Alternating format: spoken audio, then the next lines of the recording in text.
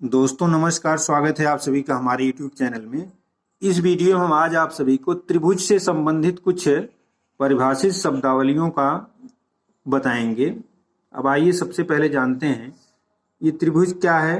तीन भुजाओं से घिरी हुई बंद आकृति त्रिभुज कहलाती है। अब इसमें शीर्ष लंब क्या होते हैं। ये हमारे ABC त्रिभुज में तीन शीर्ष होते हैं और तीन कोण होते हैं और तीन भुजाएं होती हैं, ये हम सभी जानते हैं। शीर्ष लंब यानी अल्टीट्यूड त्रिभुज के शीर्ष से किसी भी शीर्ष से, चाहे ए को लें चाहे बी को चाहे सी, सम्मुख भुजा पर हम अगर लंब डाल देते हैं ये, तो ये रेखा मान लीजिए ये AD है, इस पे लंब है, तो ये AD इस त्रिभुज ABC का अल्टीट्यूड होगा। उसी तरीके से अगर हम B से इसके सम्मुख भुजा AC पर लंब डालेंगे तो ये साइड शीर्ष लंब होगी, और यहाँ से अगर हम AB पर लंब डालें तो मान लीजिए यहाँ पर जो ये आएगी वो उसका शीर्ष लंब कहलाएगी। तो त्रिभुज के किसी शीर्ष से उसकी सम्मुख भुजा पर डाला गया लंब उसका शीर्ष लंब कहलाता है। तो इस तरीके से इसको हम लिख सकते हैं AD जब परपेंडिकुलर होगा इसकी सम्मुख साइड पर BC पर, तो AD को हम शीर्ष लंब कहेंगे। तो आशा करता हूं कि शीर्ष लंब आपकी समझ में आ गया होगा। अब ये अगली शब्दावली हमारी है माध्यिका यानी मीडियन। त्रिभुज की माध्यिका क्या होती है। तो मीडियन भी जो त्रिभुज का शीर्ष होता है उसके सम्मुख भुजा के मध्य बिंदु को, मान लीजिए कि BC है A की सम्मुख भुजा, तो इसका मध्य बिंदु मान लेते हैं, यहाँ पर AM मान लेते हैं। तो इसके मध्य बिंदु को मिलाने वाली रेखा AM इसकी माध्यिका कहलाती है। उसी तरीके से B से इसके सम्मुख भुजा के मध्य बिंदु को मिलाने वाली रेखा भी माध्यिका होगी, और यहाँ पर भी C से इसके सम्मुख भुजा AB को मिलाने वाली रेखा भी उसकी माध्यिका होगी।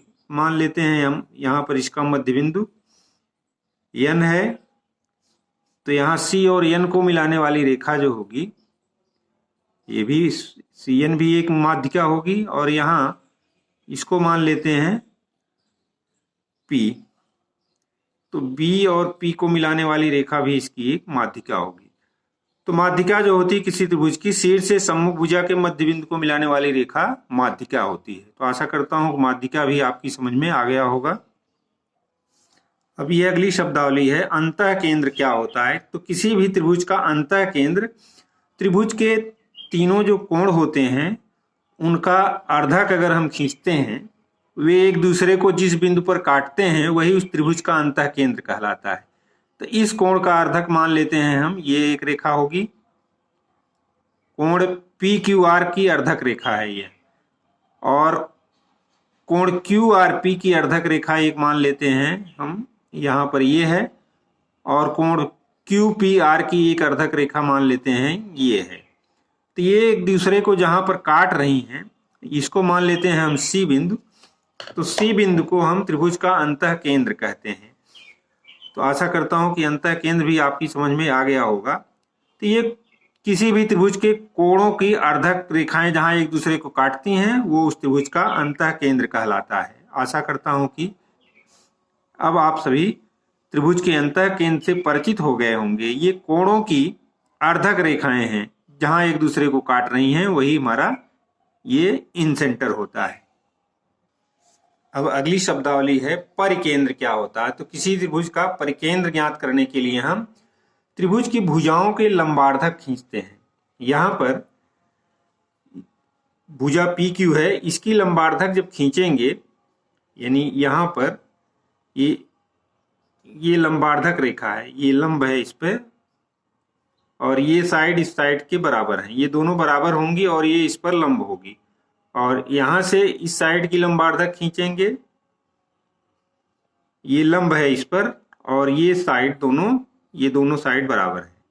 और उसी तरीके से यहां से इस साइड पर जब हम इसकी लंबार्धक रेखा खींचते हैं तो यहां पर ये साइड दोनों सेम है, ये भी दोनों सेम है, और ये जो बिंदु हमारा आया है इसको अगर O मान लें, सरकम सेंटर है यह, परिकेंद्रित त्रिभुज का। तो त्रिभुज के भुजाओं के लंबार्धक जहां एक दूसरे को काटते हैं वो इस त्रिभुज का परिकेंद्र कहलाता है। सरकम सेंटर इसको बोलते हैं। आशा करता हूं कि सरकम सेंटर भी आपकी समझ में आ गया होगा। तो यहां से हम भुजाओं के लंबार्धक खींचेंगे उनके शीर्षों से, वे जहां एक दूसरे को काटेंगे, यहां पर मान लीजिए काट रहे हैं, तो यही वो उसका सरकम सेंटर होता है। अब यहाँ इस सरकम सेंटर को केंद्र मान करके जो वृत्त तो खींचा जाता है वो त्रिभुज का परिवृत्त कहलाता है, और इन सेंटर को केंद्र मान करके जो वृत्त खींचा जाता है वो इसका अंतःवृत्त। तो परिवृत्त और अंतःवृत्त, परिवृत्त खींचने के लिए हमें परिकेंद्र ज्ञात करना पड़ता है और अंतःवृत्त खींचने के लिए हमें त्रिभुज का अंतः केंद्र ज्ञात करना होता है। अंतः केंद्र कैसे ज्ञात किया जाता है और परिकेंद्र कैसे ज्ञात किया जाता है, आशा करता हूं कि आपकी समझ में आ गया होगा। अब अगली शब्दावली हमारी है कि लंब केंद्र क्या होता है, यानी आर्थो सेंटर। तो त्रिभुज के शीर्ष लंब जहां एक दूसरे को काटते हैं वे एक दूसरे के वो लंब केंद्र कहलाता है। तो त्रिभुज का शीर्ष लंब क्या होता है, शीर्ष से सम्मुख भुजा पर डाला गया लंब, ये शीर्ष लंब इसका होता है। तो ये लंब इस पर डाला गया है शीर्ष लंब, और यहां पर ये लंबार्धक, दोनों में अंतर होता है। लंबार्धक जो होता है इस भुजा को दो बराबर भागों में बांटता है और उस पे लंब भी होता है, लेकिन शीर्ष लंब इस पे लंब होता है, ये जरूरी नहीं कि इसको दो बराबर भागों में बांटे। और दूसरी लंबार्धक खींचेंगे, ये शीर्ष लंब, और ये इसका शीर्ष लंब खींचेंगे, ये शीर्ष लंब है, ये लंब है इस पर। तो त्रिभुज के शीर्ष लंब यानी अल्टीट्यूड जहां एक दूसरे को काटते हैं वो उसका लंब केंद्र कहलाता है, आर्थो सेंटर कहलाता है। तो ये हमारा, ये इसको ओ से रिप्रेजेंट करते हैं, तो वो इसका आर्थो सेंटर होगा। और त्रिभुज के लंबार्धक जहां एक दूसरे को काटते हैं वह उसका सरकम सेंटर यानी परिकेंद्र होता है, और शीर्ष लंब जहां पर वे एक दूसरे को काटते हैं वो उसका लंब केंद्र कहलाता है। तो आशा करता हूं कि लंब केंद्र और परिकेंद्र दोनों में अंतर आपकी समझ में आ गया होगा, और लंब केंद्र क्या होता है वो भी आपकी समझ में आ गया होगा।